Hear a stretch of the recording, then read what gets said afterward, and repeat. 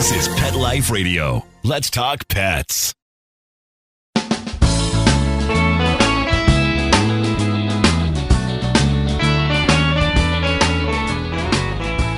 Welcome to Save a Pooch on Pet Life Radio. Thank you for listening in today. I am Beverly Isla, your host.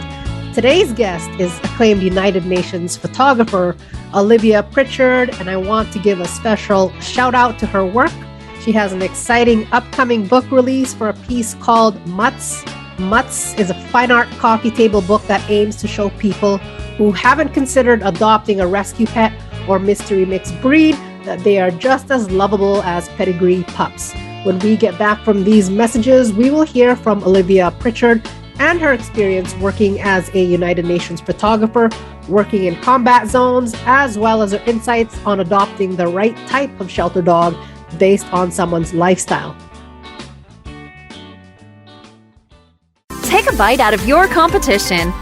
Advertise your business with an ad in Pet Life Radio podcasts and radio shows. There is no other pet-related media that is as large and reaches more pet parents and pet lovers than Pet Life Radio.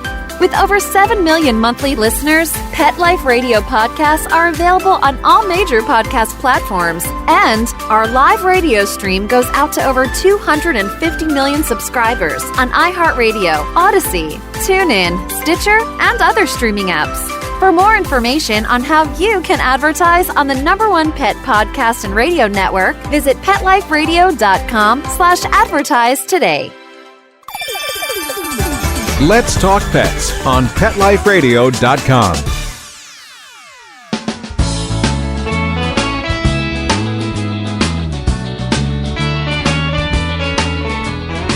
Welcome back to Save a Pooch. We are talking with acclaimed United Nations photographer Olivia Pritchard. Thank you for talking with me today. Thank you so much for having me. I'm excited to be here.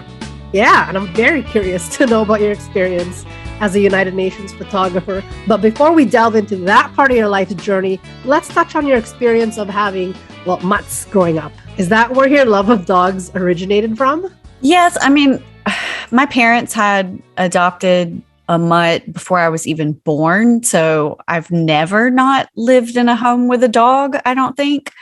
Maybe a little space in between dogs, but we've always had a dog and it's always been a rescue dog. So Spike was my first dog from infancy. He was a border collie mix, and he was just really sweet and patient. And there's video of me like holding on to his fur and pulling up and taking steps with him walking with me, like just such a great dog. And I'm sure that is what made me so comfortable around them later in life. Yeah, that's awesome that your parents exposed you to that as soon as you were born, basically. Mm-hmm. What's the special incidents that happened when you grew up with these mutts? Can you give us a couple examples? Well, from there, so we had Spike until he lived a really long time. I was probably in maybe like 4th grade when he passed away. And then we were looking for the right dog. We adopted a husky mix for a while, just from our local Humane Society shelter. But he would escape constantly because he was a husky, of course, yep. He wanted to run. And I mean, we had a big backyard. We lived in Mississippi, but in the city, not like on a farm or anything. And so we didn't realize what was happening because our neighbors or our friends would tell us they saw him running around the neighborhood, but I would be the first one home every day from school. The bus would drop me off about 30 minutes before anybody else got home. And he was always in the backyard waiting for me at the gate. So I just was like, they must be seeing another dog. Well, one day he was late to meet my bus. And so I walked into the backyard. I called for him. I looked around and I saw him tearing across the neighbor's yard. I saw him climb the chain link fence like a monkey and run across the yard and sit in front of me like, oh, I've been here the whole time. So that's how we knew that he was escaping. He was just making it back into the yard in time for us to get home. Wow. Yeah. What a smart one. Yeah, he was really, really smart. And then I think the final straw where we gave him to a friend who lived out on like 40 acres and he just ran out there all the time. We would go visit him, but the final straw was somebody called my mom.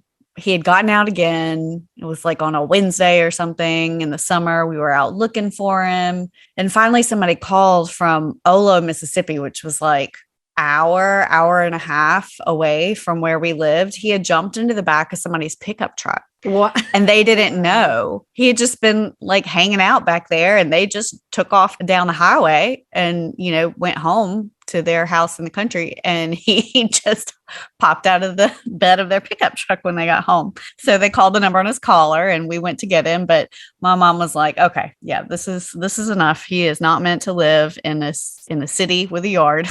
And so he got moved to a friend's home who had a lot of space. And so then after the husky mix, Wiley, then we had a dog that we adopted, and they've all been big. All the dogs, the adopted rescue dogs I've had, have been really a pretty big size, which is, I think, why I'm so drawn to big dogs now. But we had Chester, who was like my mom's soulmate level dog after Spike. And so Chester came to us. He was already full grown, probably like around 4 years old. And he had a bum leg. We think maybe he'd gotten hit by a car or something and it had just healed kind of wrong. But the vet said it wasn't causing him any pain. It didn't seem like it was. He would still run and jump and play. So we had him until he passed away. And so for probably 11 years, I believe we had him. And I would take him for walks every day. That's always been a really kind of good way for me to clear my head, I think, and have some quiet time, is to take a long walk, like around a track or something where I don't have to pay attention to traffic or where I'm going, with my dog. And so that's what we would do every day. So I think that was also really helpful to my parents without me even knowing it, because he got lots of exercise with me. And then, but yeah, he was a great dog. And occasionally people would, jogging past me on the track or something, would be like, your dog has a limp, like on his back legs. And be like, oh, I know that's normal for him. Thanks for letting me know. I'm aware. Yeah. And so now I have Jasper. Jasper is a 120-pound rescue mix from also from Mississippi. I got him in around 10 months old, I think. He'd been picked up as a stray. He was already about 80 pounds, but he was really underweight. He's just really tall and he's got big bones. And so I adopted him right after I moved back to the States in 2011. And so he'll be 12. Yeah, he'll be 12 this Thanksgiving. And he's still kicking. He's got some joint issues like most big dogs do as they get older with arthritis and stuff, but he's still doing well. He's still happy. And I had a toddler, or we have a toddler. I had a baby a couple of years ago. He was fine with it at first. And then when the crawling and the toddling started, he wasn't a huge fan. Now that she's a little older and he knows that she knows how to feed him, he's totally fine with it. He's on board. So he has, he definitely gets extra food, either what she tosses down to him, or what, there's just hysterical videos of her with eating like that pirate's booty, like puffed cheesy stuff. And she'll take a bite and then she'll give him a bite, and she'll take a bite and then she'll give him a bite. So wow. Yeah. So that has definitely gone a long way to fostering some goodwill between him and the baby. Aw. Well, that's awesome. Thank you for sharing your stories on your rescues, because they all have their different personalities, and they do. Always good to know, or to let people know that, they're not broken. No, not at all. Not at all. Well, let's fast forward and talk about your background as a United Nations photographer and how that evolved into canine photography. What was your inspiration there? I would never have guessed to connect the two. I mean, I don't know that anybody else would. So yeah. I just have a variety of interests, and I like doing different things. So I got into photography as a younger kid. I went to a high school that had a really great arts program. So it had a really awesome big dark room and good classes there. And then in college, my undergraduate degree was in broadcast journalism. So there were some photography classes that I took for that degree. And then my master's is in mass communication. So there was element to that as well. And I just really have always loved telling a story with still photography as well as with film. And so I ended up wanting to mostly work as a photographer. I started off in Burundi doing research for my master's degree thesis project. So that's how I ended up. I knew I had always wanted to go to Africa and always wanted to live in Africa. I was just kind of trying to figure out how I was going to get myself there and be able to support myself while I was there. So that's how that kind of evolved. And then from there, I made some connections and applied for some jobs, and eventually was hired after I finished my research and my master's degree. I was hired for the United Nations peacekeeping mission in Chad.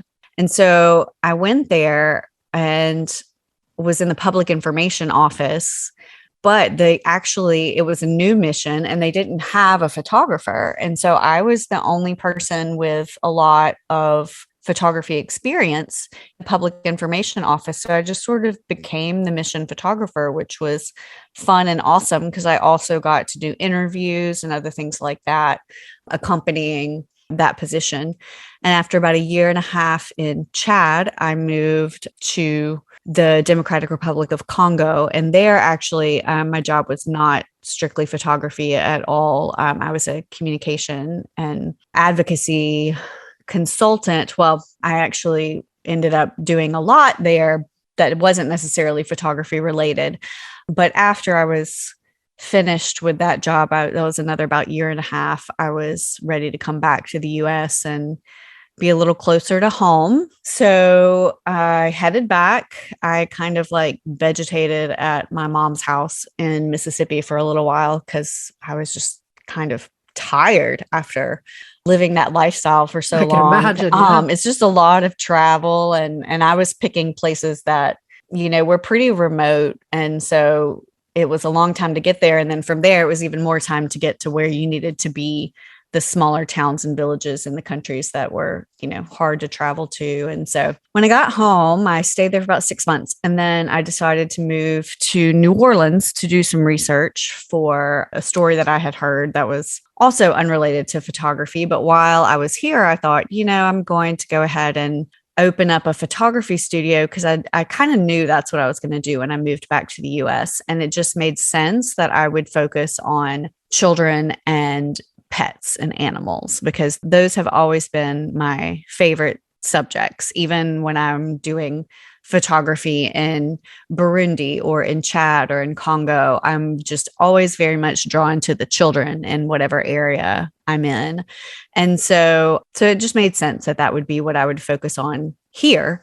And while I was here, that just sort of took off. I think coming in, there wasn't a lot of competition for me. So it was easy to open up a business here. I think a lot of people that were doing that had kind of left after Katrina, and some didn't come back. And so now there are, I was in Mississippi. We had a lot of damage to our home in our town during Katrina. I was there. It was right before I left. So I was doing my master's. And so I was there when it hit. And so now there are so many family photographers here. But when I came in, I had a really specific business model that I've kept this whole time. And it's different than what most people do. And then combine that with the fact that when I did come in, I was one of very few. And that combines to my benefit and made it possible to have a really profitable studio here. So I had been taking pictures of families, babies, children, and then people with their fur babies and their pets. I'm always happy for clients to bring their pet with them to a family session. I think that's awesome. And I had just finished this great session with somebody's dog. And I usually will put together, a coffee table book, but a custom designed one of them and their dog. And so as we were looking at that, my sister, who is also my photography studio manager, was like, you should do just a book of dogs, like just a book of MUTTS. And that's how the idea for MUTTS came about. And it was really she mentioned it kind of offhand. I thought about it. And then all of a sudden I was like, okay, I'll do it. And then it just happened. I called a friend who I knew had published a book. She put me in touch with her publisher. I met with that publisher. She was excited about the idea, and we got to rocking. I will say it was a lot more work than I had anticipated. I can imagine. And it's awesome that you took off there. You were just at the right place at the right time, right? I think so. I mean, I honestly think that had a lot to do with it. I mean, I know a lot of it is my particular business style is also really different. My business model is really different than what most people are doing nowadays. But I definitely think it was really beneficial for me to come in when I did. And I'm so happy to have made New Orleans my home. I can't imagine living anywhere else in the US, actually. Amazing. That's awesome. You have that clarity. Well, we're just going to have a quick break. And then when we get back, we will continue talking with United Nations photographer, Olivia Pritchard. Molly, here's your dinner. Zeus, that's not your food. Don't let that happen to your precious cat. Elevate your cat's eating experience with the Cat Tree Tray. The Cat Tree Tray keeps your cat's food off the floor and conveniently located on the cat tree. It's the perfect way to eat. It's a beautiful wrought iron tray that easily attaches to your cat tree and keeps dogs and other critters out of your cat's dish. A must for multi-pet households. There's a 6-inch tray for large bowls and a 4-inch tray for smaller bowls. Purchase your Cat Tree Tray today. Go right now to cattreetray.com. That's cattreetray.com. CATTREETRAY.com. Let's talk pets Let's talk pets on Pet Life Radio. Pet Life Radio. PetLifeRadio.com.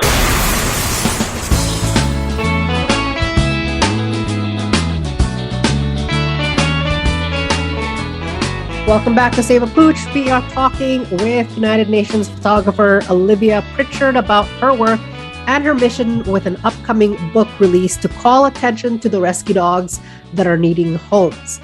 So with all your experience, Olivia, before we talk about your new book, MUTTS, let's talk about adopting a shelter dog based on the adopter's lifestyle.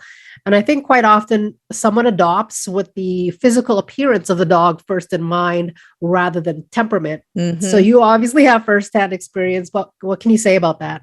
Well, so I think it's kind of, people call it like the movie effect. So, anytime there's a movie like Lassie inspired a lot of people to get border collies. Yeah. There's some like new movie out with Channing Tatum on a road trip with a Belgian Malinois that I haven't watched because oh my gosh, people are going to Malinois. And are just, they're insanely amazing, brilliant, capable dogs, but they are not an everyday pet. They are a pet that takes so much dedication and attention from the owner, and they need a job to do. And I think that people for me, we've gotten really lucky in that the big dogs that we've had, I adopted Jasper for his looks. He was a really cute giant dog, but also he was on the euthanasia list. I wasn't even planning to get a dog. I went to the shelter with my sister for her to get a dog, and I saw him and liked him a lot. And then I saw him on the euthanasia list in the office.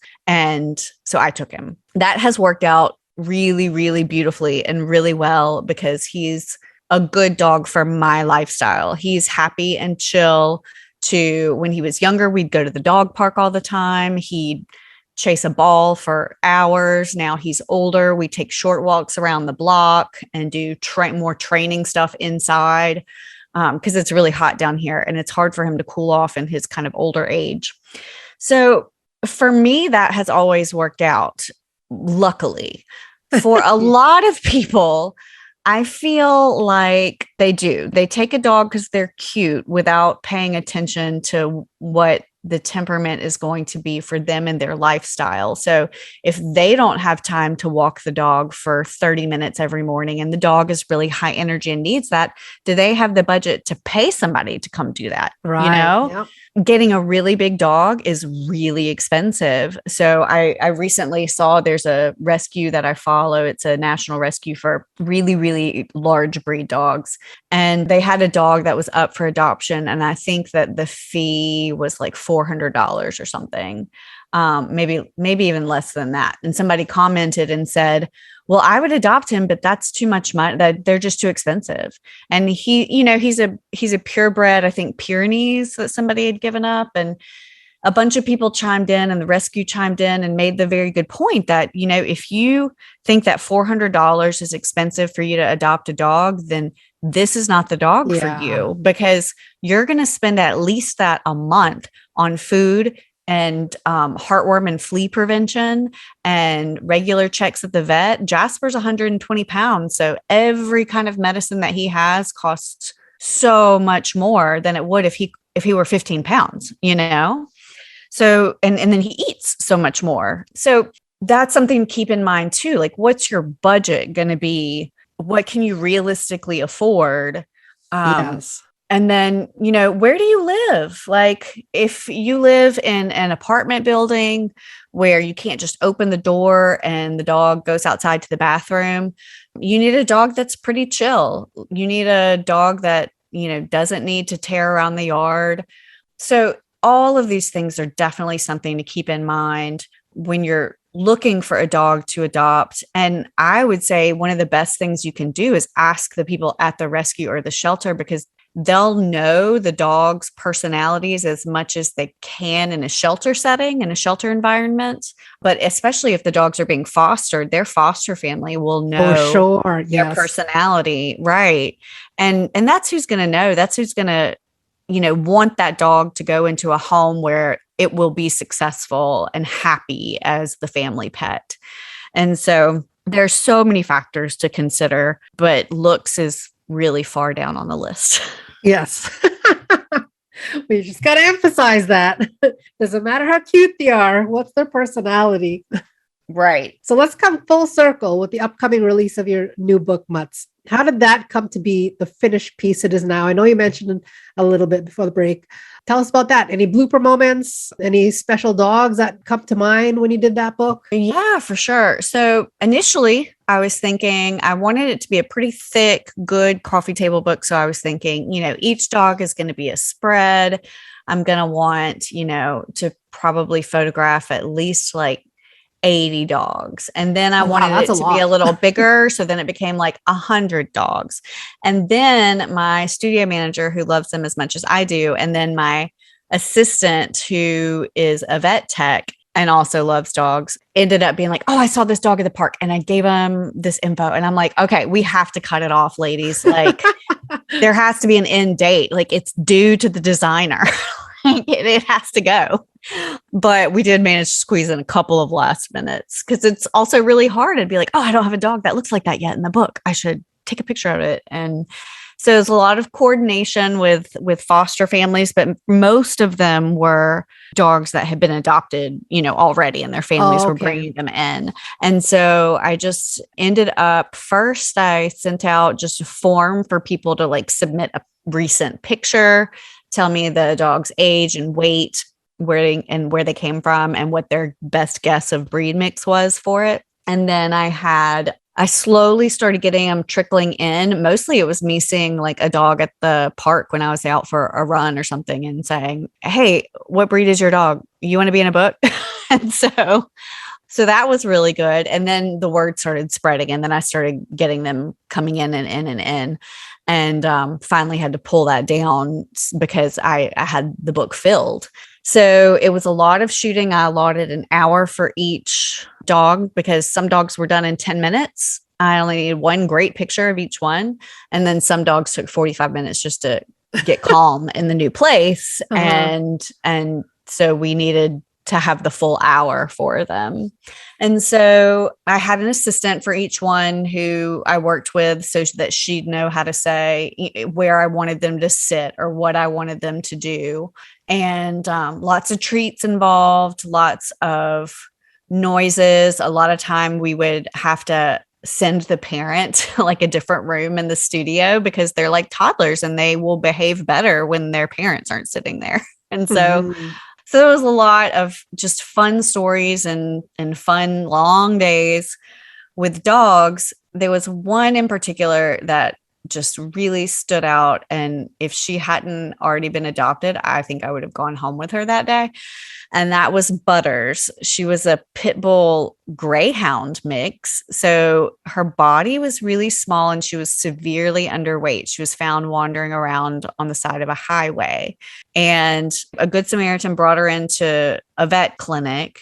And the vet clinic took her, and one of their vet techs ended up adopting her and brought her in. But she was so just soulful.